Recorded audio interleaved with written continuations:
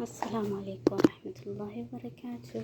hordoftoota fi kabajamtoota keenya har'a naaqanni keenya naaqana biyyaa dalagannee haala kanaan dhiyeeffanne kuni qurxummii akkuma beekamutti xabbasameeti.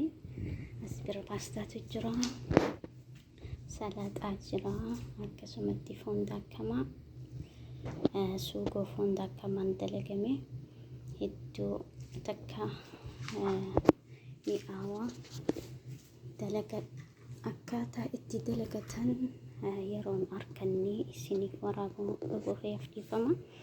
Inshaallah yeroo lammataa kiseen dalagu isiniif waraabee gallakkisa. haala miidhagaa kanaan naaqana keenya qopheeffannee jira. amma nyaachuuf dhiyeeffame. Inshaallah haala ittiin dalagamu dammoo yeroo bira isiniif waraabeen isiniif gallakkisaa.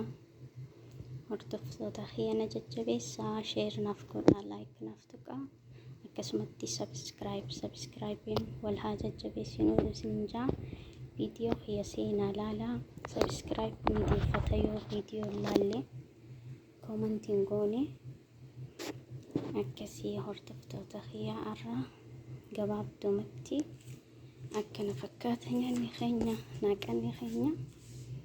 inshaallah hanga viidiyoo biraatii walitti deebinu turtii gaariin isinii hawwaa.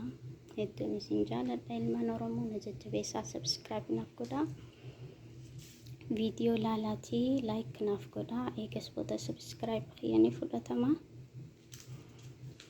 akkasiin isiniin jaagaa hanga viidiyoo biraatii walitti deebinu turtii gaarii.